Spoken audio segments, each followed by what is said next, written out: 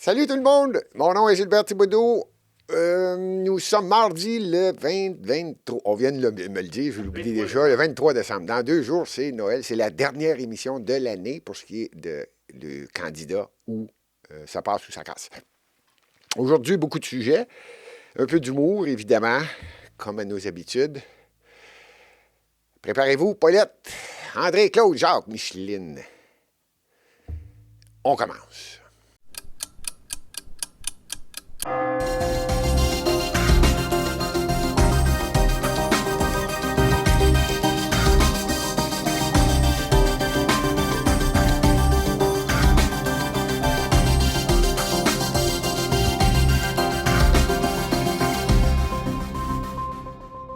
Alors aujourd'hui, je répète, mardi 23 décembre, dans 2 jours.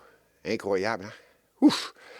Noël. Et pour ce qui est des jeunes, c'est la journée de bonheur, des cadeaux. Et pour les adultes, c'est comme, on va-tu le finir, le maudit Noël? Demain, c'est tout le ménage, on ramasse les poussières. En tout cas, c'est l'événement annuel pour les enfants. Aujourd'hui, les sujets sont assez variés parce qu'il est arrivé différentes choses. Entre autres, aux États-Unis, je ne sais pas s'il y en a qui ont entendu parler de ça, l'événement qui est arrivé. Il y a eu un meurtre.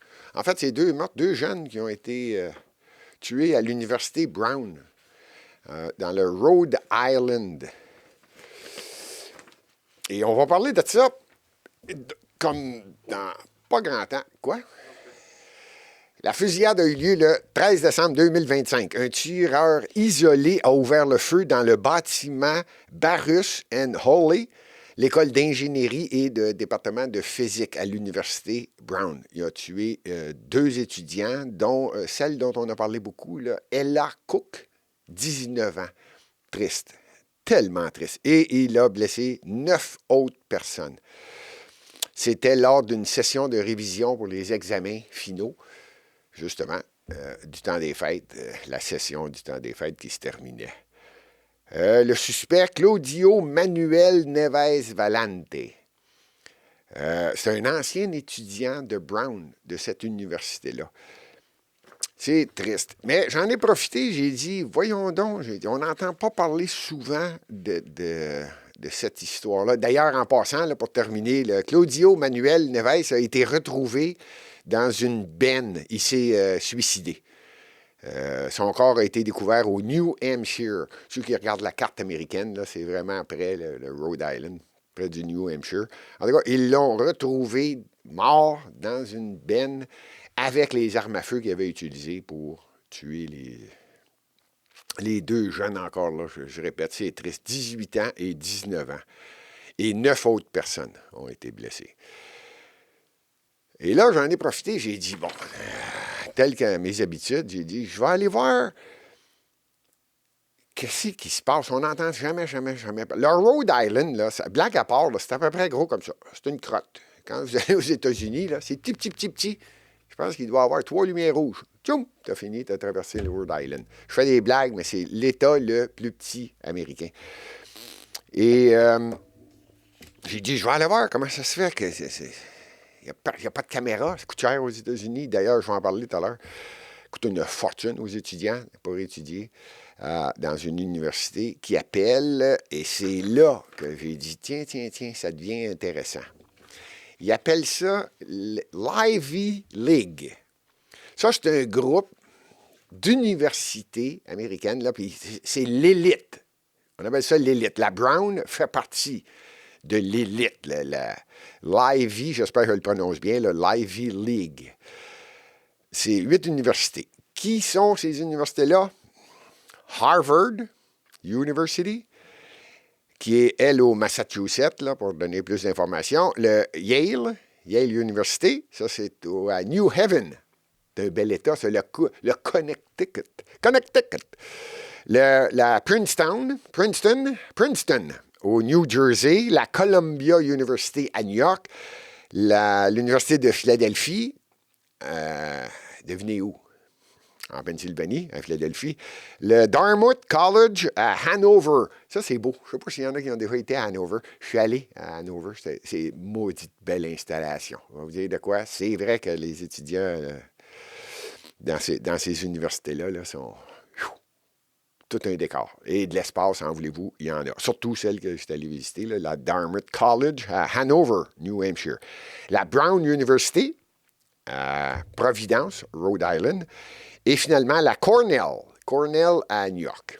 Ça, c'est les 8 universités qui font partie de l'Ivy League. Mais tenez-vous bien.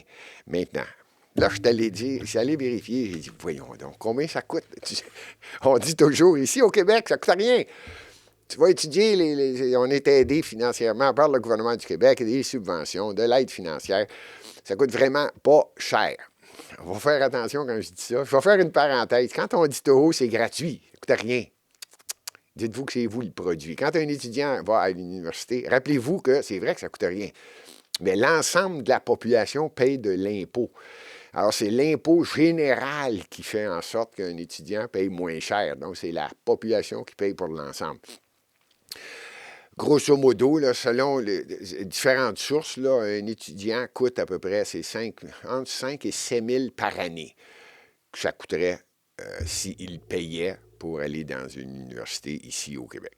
Bon, ceci dit, aux États-Unis, à Brown University, tenez-vous bien, 92 400 $ pour 2025 par année, par étudiant. Là, tu dis, voyons donc. Comment veux-tu qu'un étudiant qui va à l'université 3 ans, grosso modo, j'arrondis les chiffres, là, 300 000, il part, lui, là, il vient d'avoir son diplôme, il a 300 000 de dette. Voyons donc. Ou bien, il vient d'une famille riche. Il y a également ça là, qui peut arriver. Il y a des gens qui peuvent se le payer. Et les jeunes sont chanceux. Ceci dit, quand tu as les bons parents. Bon. Mais, là, je suis allé plus loin. J'ai dit, OK, comment ça marche? Oui, c'est écœurant. La Brown University, tenez-vous bien. Il y a 3805 personnes employées au niveau administratif à l'université. Vous avez bien compris, là. 3805 employés administratifs. Savez-vous combien il y a d'étudiants? 7200. Ça veut dire qu'il y a un employé administratif par 2 étudiants. Illogique. La totale illogique. Là, sont sur ce dossier-là. Et je n'ai pas besoin de vous dire que l'administration en place aux États-Unis, Donald Trump, sont en train de faire des vérifications des dépenses qui ont... Voyons, c'est stratosphérique, là. Un employé administratif par 2 étudiants. Et j'en revenais pas, la présidente là, de l'Université Brown, là, celle qui dirige l'université, Christina H. Paxton, elle, son salaire annuel, 3 100 000 par année. Tu te dis, voyons donc, il y a quelque chose qui ne fonctionne pas. N'oublie pas, là, ça fait partie d'un groupe, là, ils appellent ça l'Ivy League, là, ces 8 universités-là. Mais elle, spécifiquement, voyons donc. Je tenais à le dire, parce qu'il y en a plusieurs qui me disent, Gilbert, c'est-tu vrai que tu peux aller étudier aux États-Unis? Ben oui, c'est vrai que tu peux aller aux États-Unis si tu viens de l'extérieur et tu as de l'argent. Oui, pas de problème. Ça vous donne une idée. C'est dans une de ces 8 universités-là, là, je répète. Et les chiffres sont récents, là, c'est le 92 400 $ par année, c'est pour l'année 2025-2026.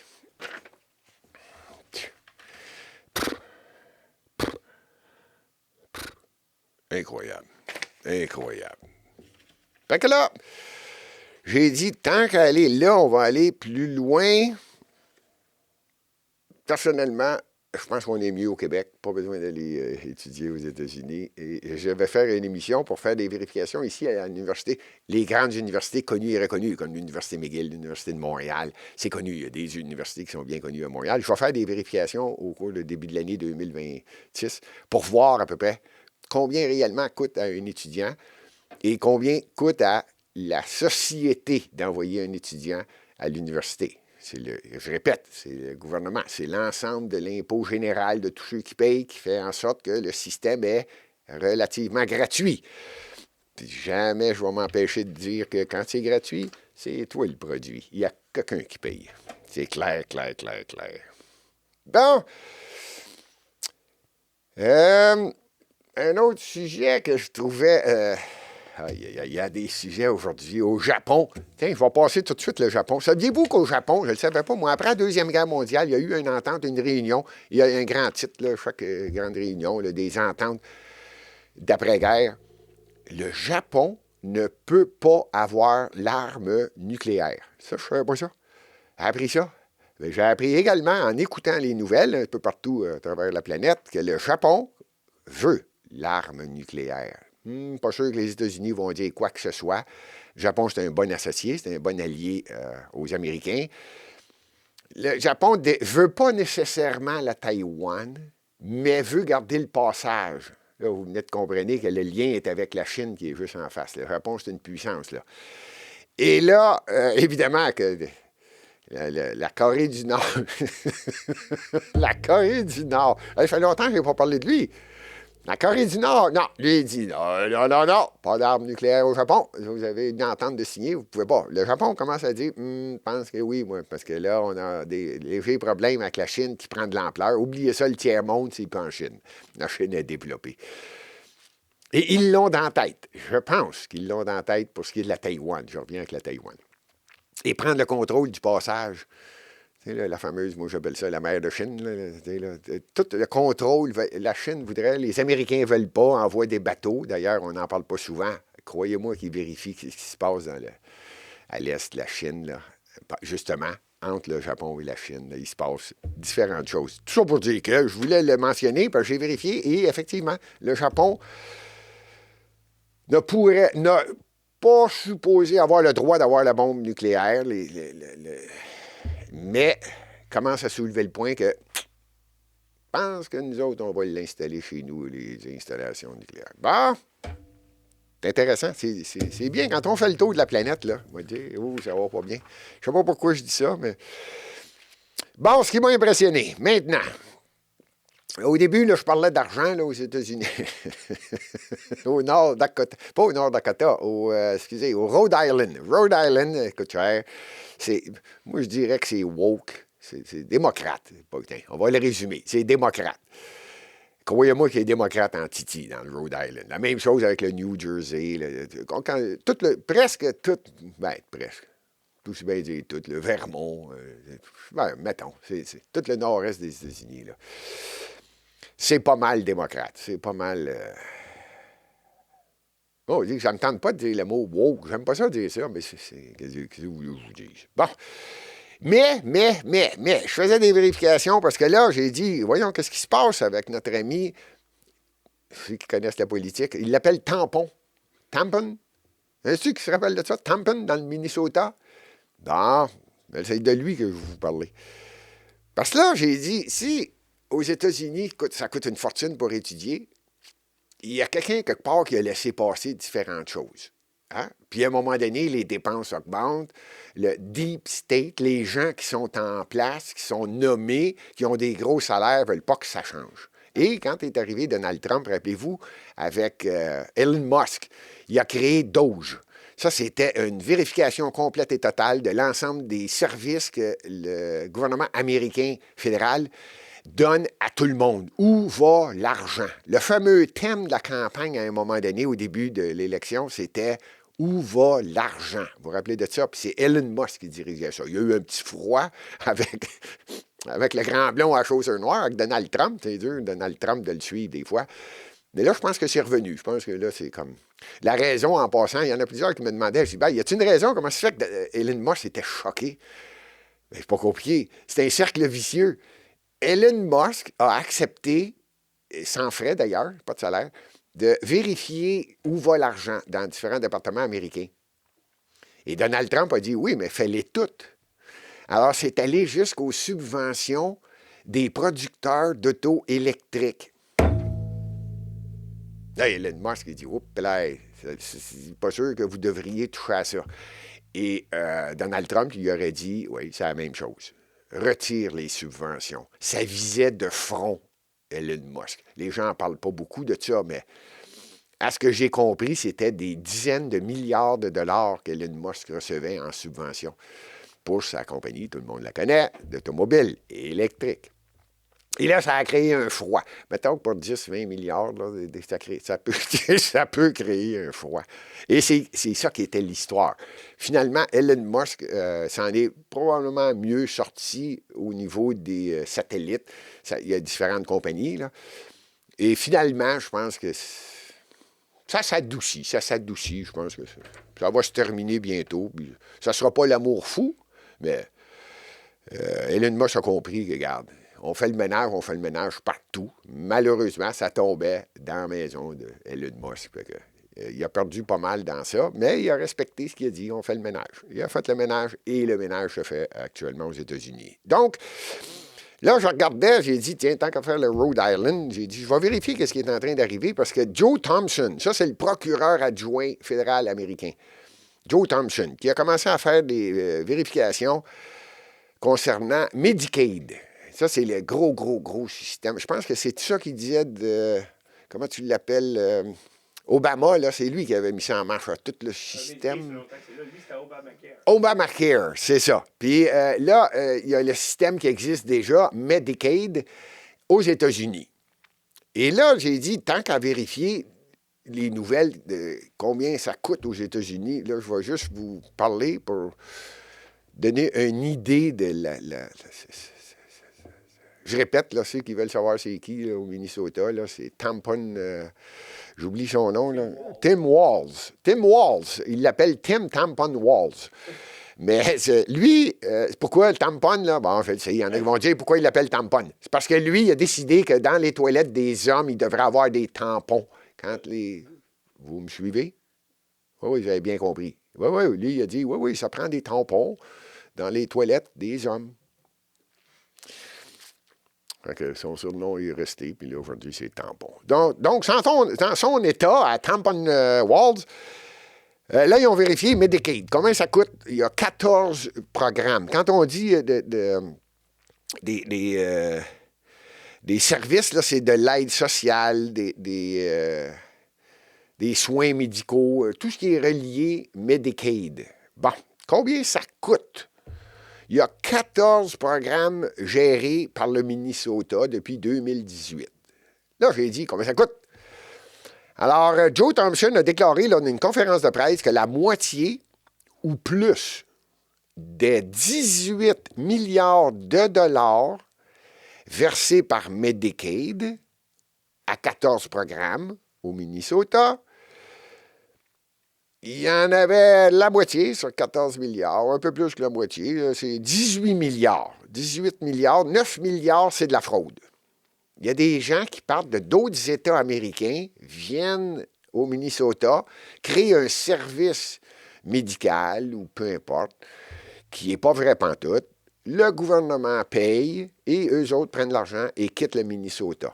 Ils appellent ça, j'ai appris le nouveau mot, ils appellent le fraude tourisme. La fraude touristique, c'est écœurant. Des gens de l'extérieur du Minnesota sont au courant de ça, s'en vont au Minnesota, offrent des services. Jamais ils offrent les services. Ils font juste faire une présentation de voici ce qu'on est en train d'offrir, ce qu'on va mettre en place au Minnesota. Et il n'y a aucune vérification qui est faite. Ils reçoivent leur chèque, qui est généralement, on parle de dizaines de millions de dollars, mettent en place tous les services qu'ils vont offrir, et ils prennent l'argent et ils quittent. Il y en a pour 9 milliards de dollars. C'est incroyable. Là, vous direz ce que vous voulez. Personnellement, je pense qu'il était temps que quelqu'un fasse le ménage aux États-Unis. C'est ce que le gouvernement américain est en train de faire. Je le sais. Il y en a qui font des boutons quand je parle de Donald Trump. Puis si vous voulez que je vous dise, je veux terminer là-dessus, puis je voulais parler un peu d'argent au début de l'émission, parce que c'est peut-être le temps de le faire au Canada. Peut-être. On va-tu avoir un gouvernement qui va dire l'ensemble des nominations des gens qui travaillent au gouvernement, là, tout le monde fait de l'embonpoint, c'est à l'eux. Ce serait peut-être temps, parce que, je vous le dis, moi, ça fait juste 1 an qu'il est élu, là, le Grand Blond, et croyez-moi que, d'après moi, l'année 2026 va être l'année où les gens vont découvrir ici au Canada que peut-être qu'il se passe de quoi de différent aux États-Unis. En passant, là-bas, les prix ont commencé à baisser, pas mal. Posez-vous pas de questions comment ça se fait qu'ici, au Canada, les prix baissent. Il y a quelqu'un qui fait de plus en plus de production de pétrole. C'est bizarre. Et même avec la fameuse taxe que je ne suis pas d'accord, La fameuse taxe, tout le monde la connaît, la fameuse taxe. On paye une taxe spéciale là, pour l'environnement. Là, bon.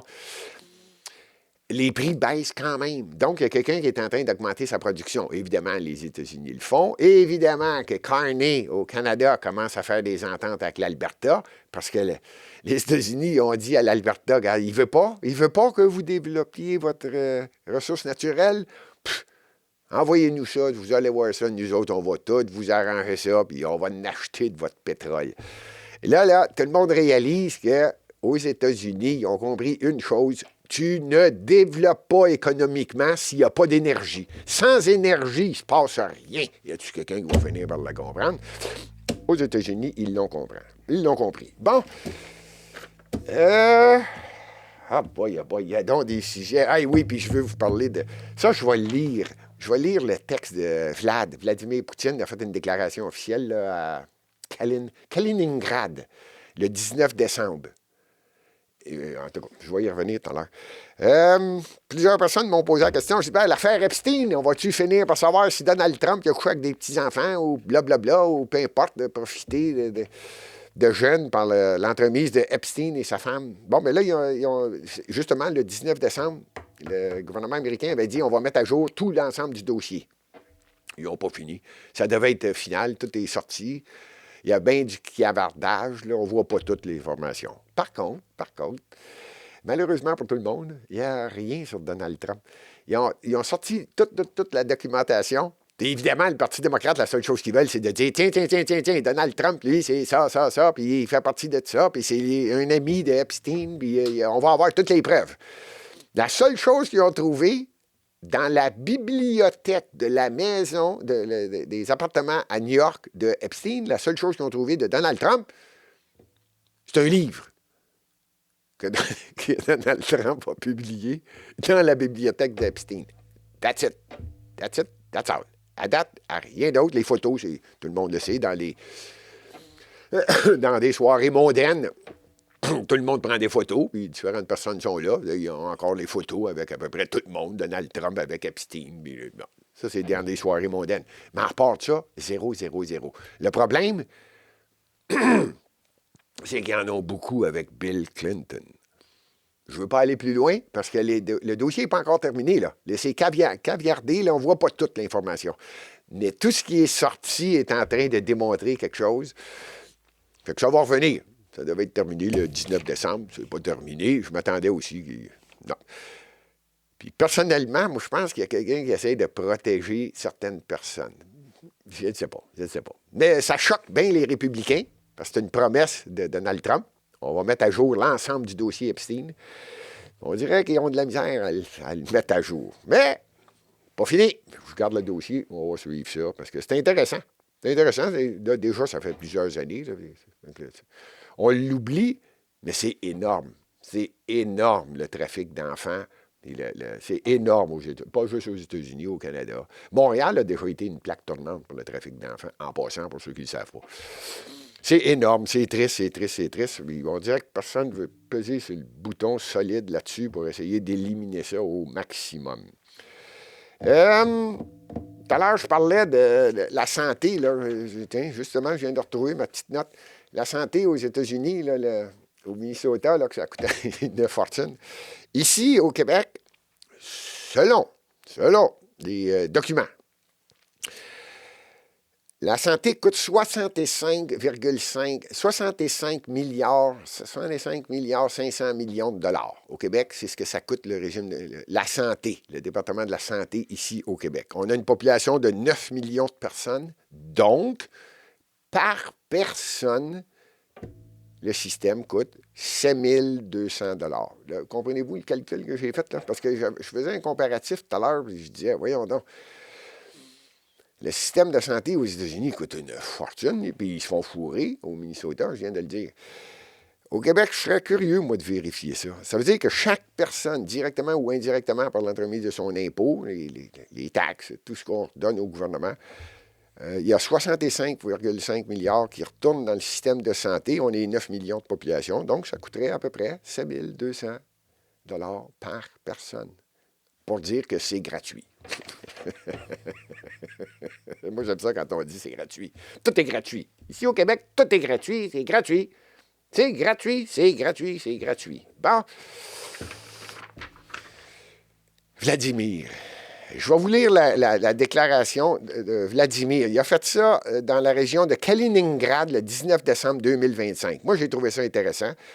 Mon russe n'est pas bien bon, fait que j'ai demandé que quelqu'un me le traduise. Lors de ma ligne directrice et conférence de presse de fin d'année, j'ai répondu à une question sur un éventuel blocus de la région de Kaliningrad.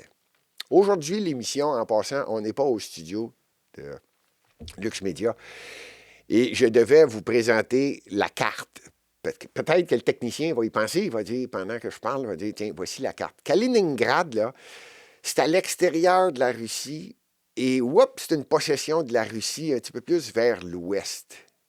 Et ça, c'est la prunelle des yeux, touchez pas à ça.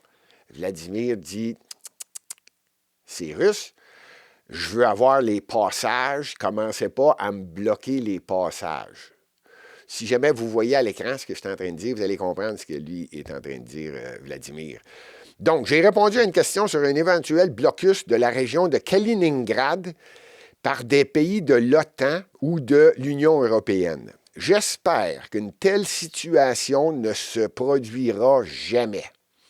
La région de Kaliningrad est une partie intégrante de la Fédération de la Russie.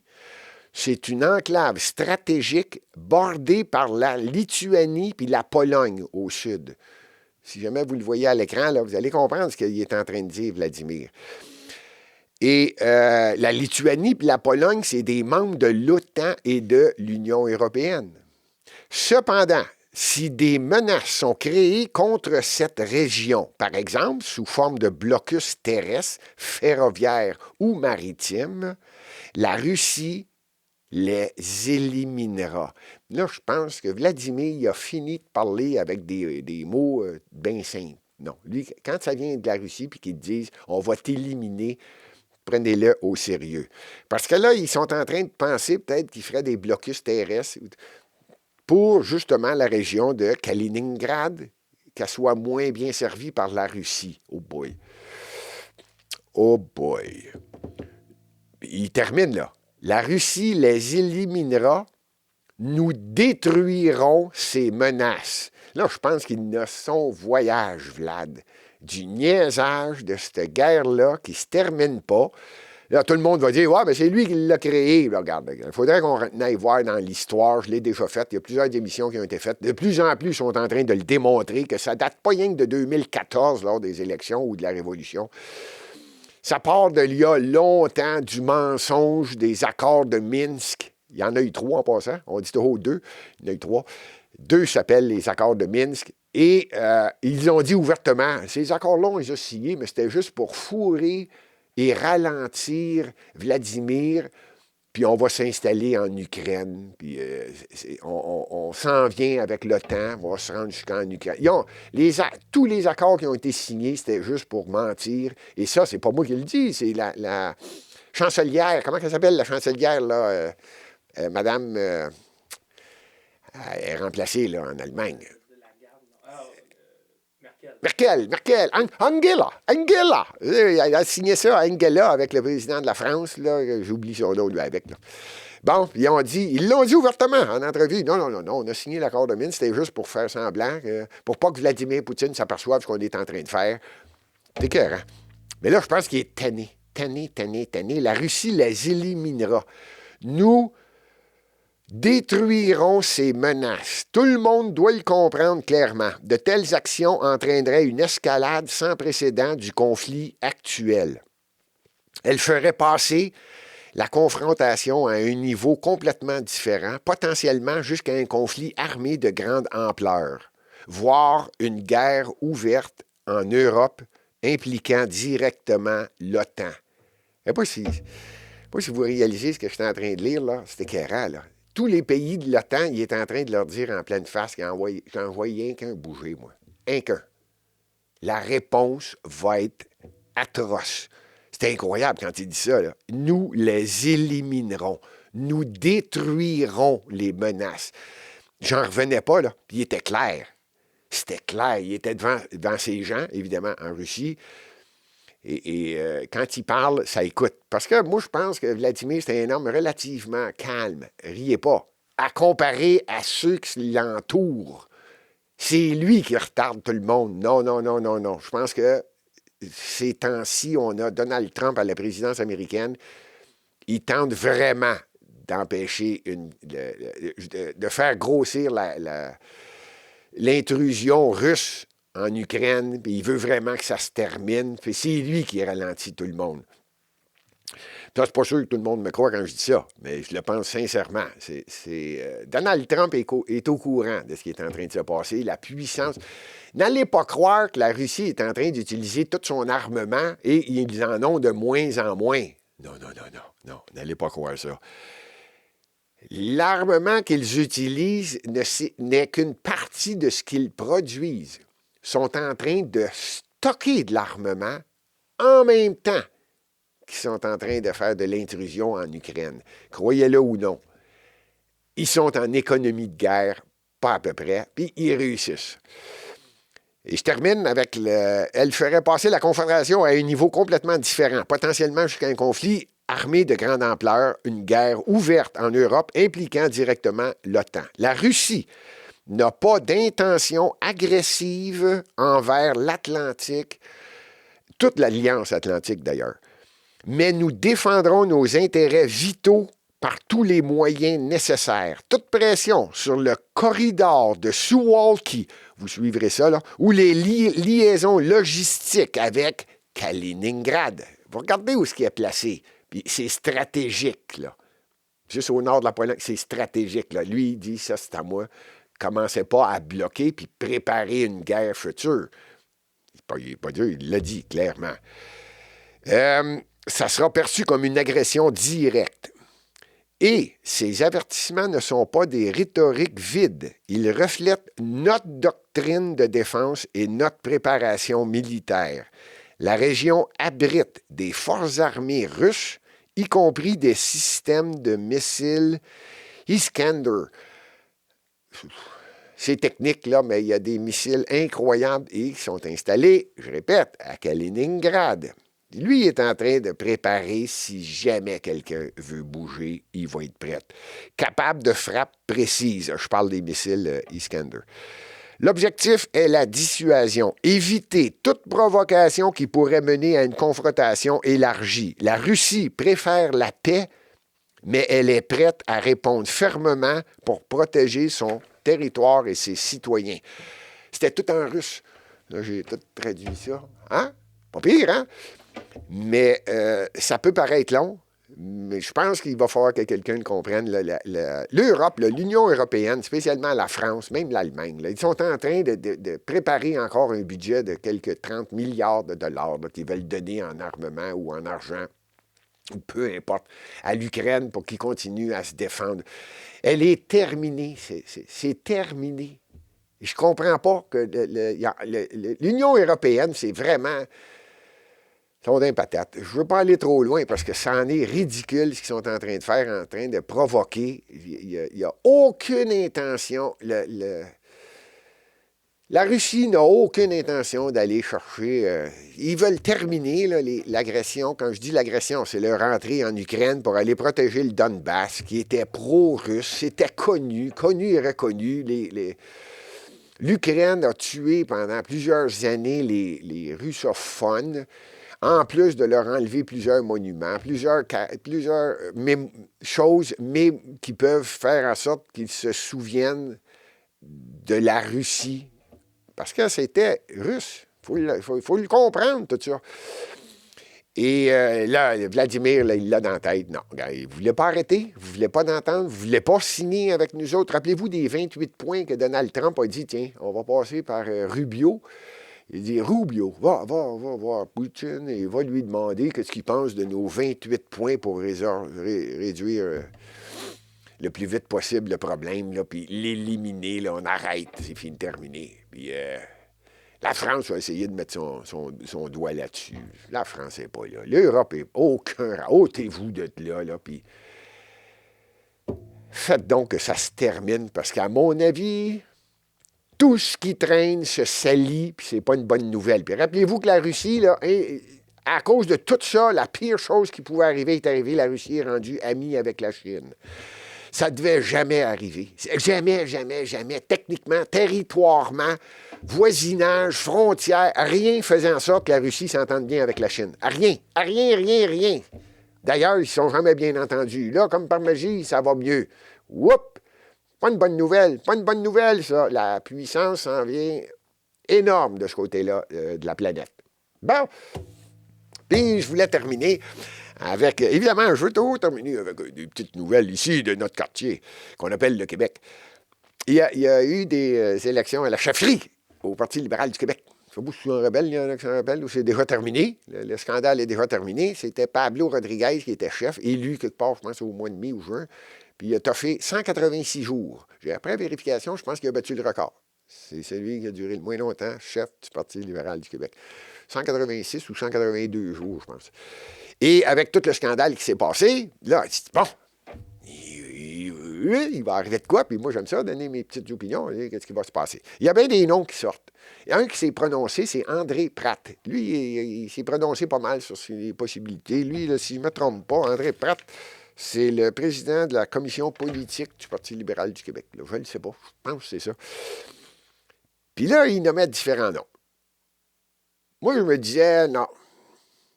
D'ailleurs, je me suis trompé. Je suis obligé de l'avouer. Ça arrive quelquefois. Quelquefois, ça arrive. Cette fois-ci, je me suis trompé. Moi, j'ai dit, d'après moi, Carl Blackburn va y aller. Eh bien, non. Ça n'a même pas toffé 24 heures.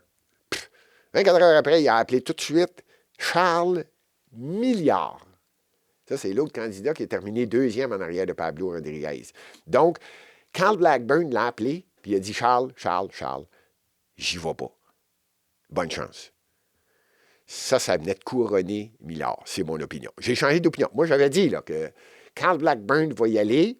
Il va avoir l'appui, évidemment, de son mentor, celui qui est toujours en arrière de lui. Jean Charest. Ouais.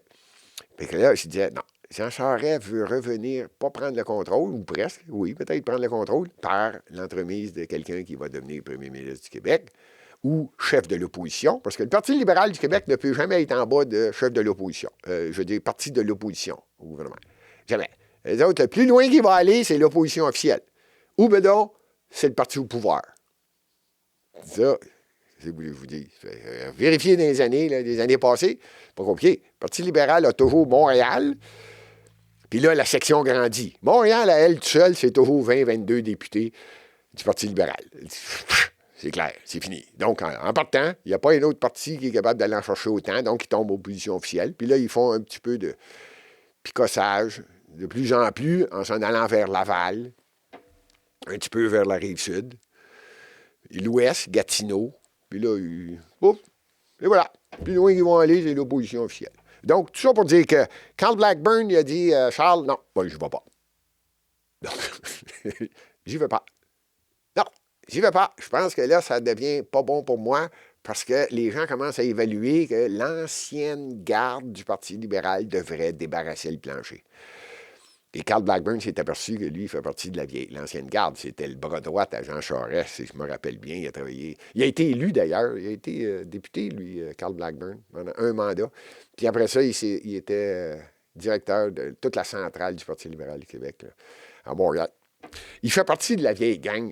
Il s'en est aperçu, là, ils sont en train de dire « Enlevez-nous là, des gens qui sont parachutés du Parti libéral du Canada, qui viennent du système, puis enlevez-nous des gens qui sont dans le système du Parti libéral du Québec, des élus. » là, puis des...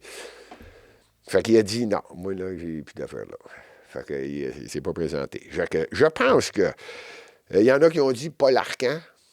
Paul Arcan, là, tu sais, son frère avait été député, lui, dans Outremont, si je me rappelle bien.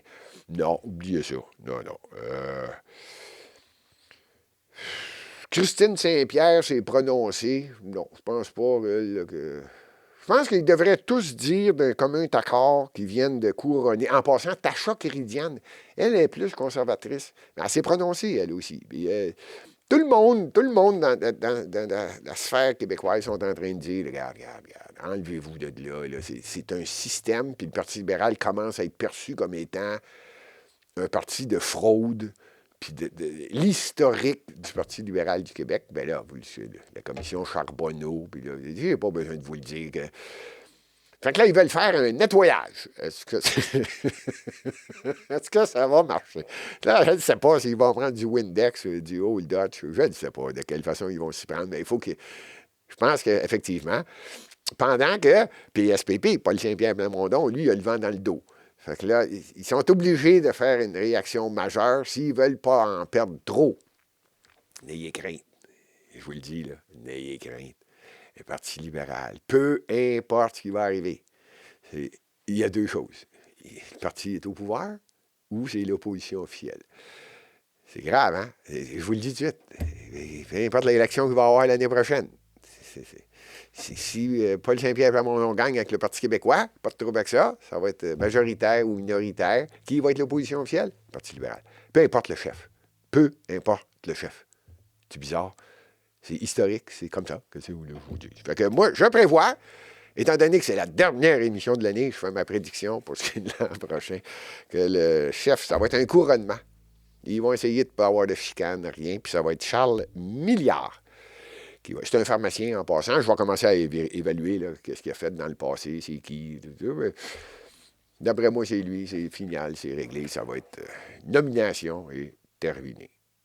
Et Montréal. Ah oui, là, aujourd'hui, je veux saluer quelqu'un. Je vais faire ça une fois de temps en temps en 2026. Saluer des petits commerçants. Moi, je suis un grand défenseur des commerces à Montréal. Puis, je suis un grand défenseur de ceux qui sont entrepreneurs puis qui disent, tiens, moi, j'y vais, puis je vais passer au travers, puis même si j'ai de la difficulté, je vais y aller. Là, j'ai été dans une petite épicerie sur Saint-Urbain. Là, ils ont fait une piste cyclable. Là, pire maudite affaire. Là. J'ai hâte de voir comment est-ce que la Ville de Montréal va réagir. Là, ils viennent d'arriver, là, ils sont dans la lune de miel. J'ai hâte de voir ce qui va arriver là, au printemps, là, durant l'été prochain. Là, c'est regarde. Là, t'es en train de faire mal à bien du monde. Là. Ça n'en est plus drôle, là. Là. On ne vit pas s'il n'y a pas de petits commerces à Montréal. C'est le cœur de la ville. Fait que, je suis allé voir une épicerie. Et que je la trouve. Ça s'appelle le marché Ça. C'est une famille, la famille Ça. Actuellement, c'est Eddie Ça avec ses enfants, ses deux gars, sa fille. Puis là, je suis arrivé au marché. Il y en a une qui est à la caisse, l'autre est en arrière en train de faire les fromages, puis l'autre est en train de faire le porc avec une sauce spéciale portugaise. En tout cas, moi, je vous le dis, s'il y en a qui sont intéressés, moi, ce qui m'impressionne quand je vais là, et je vais y retourner, là, c'est les morceaux de fromage, là, vraiment portugais, de chèvre, de vache, de peu importe. Là, il y a de l'ambiance. Sacrifice. Tu sais, c'est pas une grosse épicerie, mais c'est tellement sympathique. C'est sur Saint-Urbain, pas loin de Villeneuve. Ma mémoire est bonne, là. C'est sur le coin de la rue. L'épicerie, Ça. Eddie Ça. Vraiment sympathique. La famille est sympathique. Puis les gens sont... C'est tellement... Puis, moi, là, je posais des questions. C'est quoi ça? Puis, pouf, instantané. Là. Tu sais, du service, c'est une affaire de famille. Félicitations. L'épicerie portugaise, marché Ça, sur Saint-Urbain, coin Villeneuve, si je ne me trompe pas. Dernière émission de l'année. Merci d'avoir été là. On se revoit l'année prochaine, en 2026. Avez-vous pris vos résolutions? Non? Il est temps de prendre des résolutions pour 2026. De toute façon, vous ne les tiendrez pas. C'est qui est-ce qui tient ça, une résolution? Tu prends une résolution? Pourquoi tu prends une résolution? Parce que tu ne la tiendras pas. Ben oui, c'est ça.